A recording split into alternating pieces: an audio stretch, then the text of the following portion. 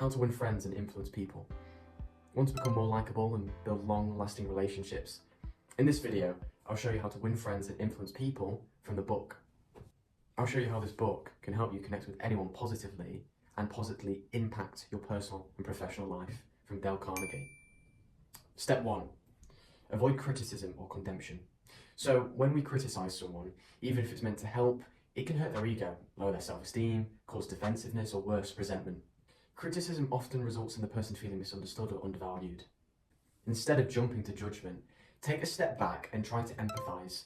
Ask yourself, what could be the underlying reason of their behavior? What changes might they be facing right now? Consider their backgrounds and their struggles. You're not only avoiding creating resentment, but also showing compassion. This approach allows more healthy, more constructive conversations. Just remember, short-term satisfaction from pointing out someone's flaws isn't worth the long-term damage to relationships. 2. Give honest and sincere appreciation. People crave to feel valued and appreciated. It's a basic human need. A simple, heartfelt comment, something like, "I really appreciate how hard you work," or "Your enthusiasm is so uplifting for me," can go a long way in making someone feel recognised. The key is to be genuine and specific in your praise. For example, instead of just saying, "You're great," say something like, "I appreciate how you always take the time to listen to my ideas."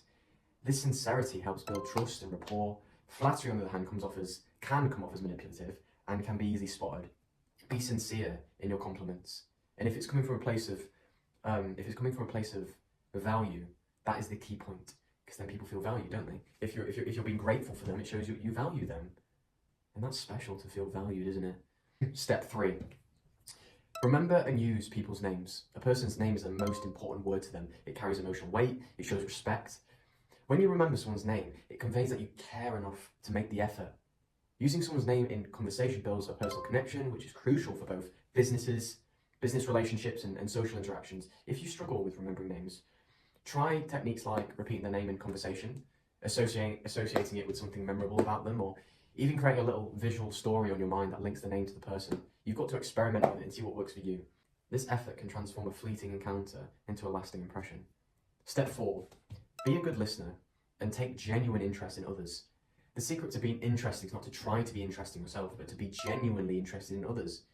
People love talking about their lives, passions, and experiences. They'll feel more connected to you when you actively listen. Ask open-ended questions that encourage them to share more about themselves. For instance, instead of saying, "Did you have a good weekend?" ask, "What did you do over the weekend that made it special?" The difference lies in giving them the space to speak about their passions and interests. When people feel heard and understood, they're more likely to form a bond with you. Remember, keep the focus on them and save your own stories unless they ask. By incorporating these principles into your interactions, you'll cultivate stronger, more meaningful relationships. You've got this.